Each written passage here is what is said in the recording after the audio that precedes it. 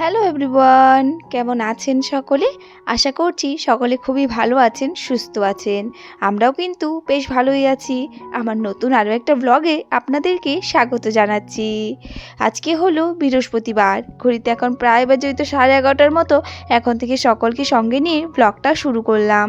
সকাল থেকে আর ব্লগটা শ্যুট করিনি, আর আজকে তো মাম্মার স্কুল বন্ধ, তো সেই কারণে আজকে আর অ্যালার্ম দিইনি। ওই তো ঘুমটা ভেঙেছে প্রায় 6:10-15-তে উঠে, তারপর ওই তো ঘরের কাজ বাজ সারলাম। আর আজকে সকাল থেকে জানেন তো বৃষ্টি বৃষ্টি হচ্ছে, ওয়েদারটা বেশ মেঘলা মেঘলা, তো সকালে আর উঠতে একদম ইচ্ছে করছিল না। যাই হোক, ওইদিকে তারপর টুকটাক যা কাজ থাকে সেই সমস্ত কিছু কমপ্লিট করে এইদিকে দুপুরের রান্নাটা বসিয়ে দিলাম। আজকে আর বেশি করে রান্না করছি না, কারণ মা বাবা দুজনেরই আজকে নেমন্তন্ন রয়েছে ছুদ্দির ঘরে, আর মামামও সঙ্গে চলে গেছে।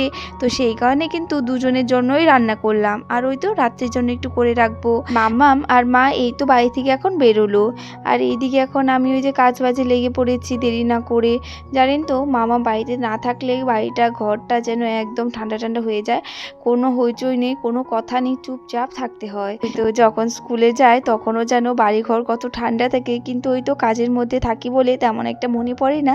কিন্তু আজকে তো কাজের মধ্যে থেকেও যেন মনে হচ্ছে মামাম নেই, কেমন একটা লাগছে। যাই হোক, এইদিকে দেখুন আমার কিন্তু মাছের ঝোলটা রান্না হয়ে গেছে। মাছের ঝোল করলাম, আর এইদিকে করেছিলাম বাঁধাকপি ভাজা, আর আমার জন্য করেছিলাম এখানে সয়াবিন দিয়ে একটা তরকারি করেছিলাম। জন্য অল্প একটু করেছিলাম, তেমন একটা করিনি। ওই তো রাত্রের দিকে আবার না, আমার এখন কয়েকদিন দিয়ে রাত্রেও খেতে ইচ্ছে করে না, তো সেই কারণে আর কি অল্প একটু করেছি। দেখি রাত্রে খিদে পেলে খেয়ে নেব, অল্প একটু থাকবে। আর এই যে এইখানে রান্নাবান্না শেষ হওয়ার পর এইদিকে এখন আমি ভালো করে রান্নাঘরটা পরিষ্কার করে নিচ্ছি। আজকে বেশ অনেকটাই নোংরা হয়ে গেছে রান্নাঘরটা, তো সব ছড়িয়ে ছিটিয়ে নিয়েছিলাম, তো সেই কারণে ভাবলাম না এখন তাড়াতাড়ি করে পরিষ্কার করে নিই। যেই দিন আমার কাজ করার অনেকটাই সময় থাকে, যে হ্যাঁ সময় মতো করতে হবে না, আস্তে ধীরে করতে পারো, যত টাইম লাগে করে নাও, কিন্তু এই যে সেই দিনই যেন আমার শরীরে কি হয় আমি একদমই বুঝতে পারি না, আলসি ধরে যায়, মানে কোনো কাজই ওই দিন করতে ইচ্ছে করে না। আজকেই তো রান্নাঘরটা কত টাইম ভরে তারপর আমি মুছেছি। একবার রান্নাঘরটা মুছি, আবারও গিয়ে বসে থাকি, আবারও মুছি, এমনটা হয়েছে।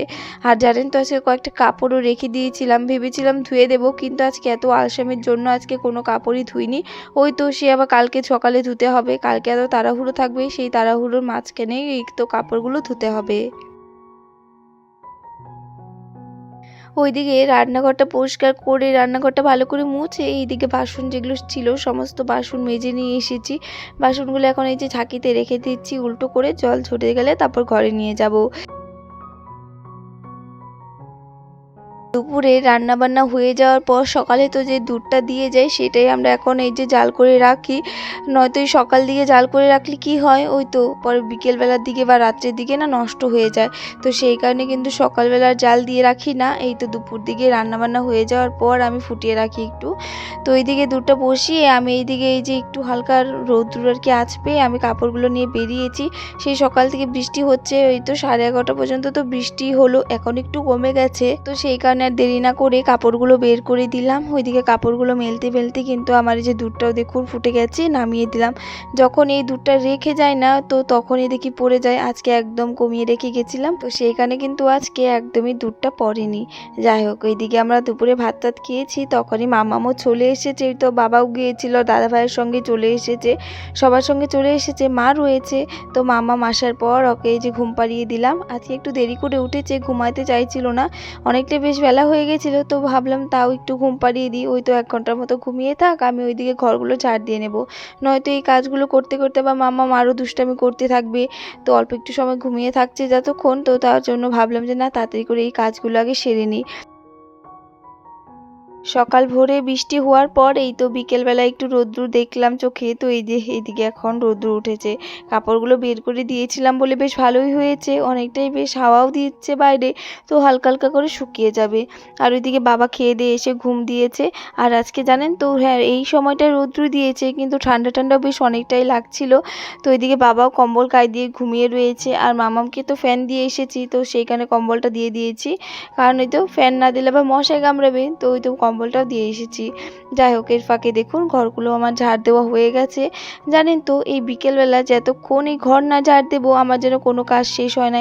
এই ঘরটা ঝাড় দেওয়ার পর যেন আমার অনেকটাই কাজ শেষ, মানে বিকেলবেলার কাজকর্ম সব শেষ হয়ে যাওয়ার পর তারপর শুয়ে থাকি, বসে থাকি, যা করার ইচ্ছে করি। বিকেলবেলা আবার আমার একদমই ঘুম পাচ্ছিল না, তো বিকেলবেলা ভাবছিলাম কি করব, কাজও তো আর নেই। তো সেখানে যে একটা বোতল হাতে নিয়ে বটল ফুটা করা শুরু করে দিয়েছি।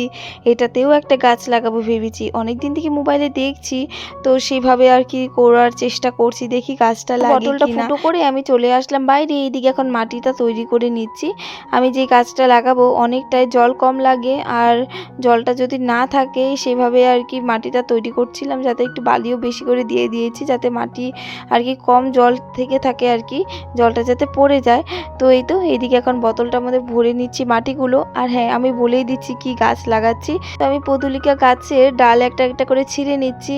আর এই গাছের ফুলগুলো আমার ভীষণই ভালো লাগে, মানে ভীষণই ভালো লাগে।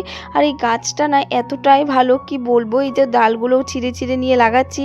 তো এটা আমি বটলের ভিতর ঢুকিয়ে দেবো, একদম কোনো আর যত্ন নিতে হবে না, গাছটা তৈরি হয়ে যাবে।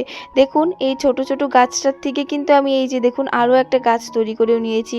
তো এখান থেকেও আমি ডাল কিন্তু কয়েকটা উঠিয়ে নিচ্ছি, একটাই আর কি লাগিয়ে দেবো। দেখুন বোতলের ভেতরে যেগুলো ফুটো করেছি সেটার ভিতর দিয়ে লাগিয়ে দেবো।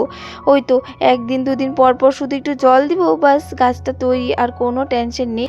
তো গাছটা অনেক দিন থেকে আমি দেখছি যে এইভাবে গাছগুলো লাগালে যখন ফুলগুলো ফুটে বেশ সুন্দর লাগে।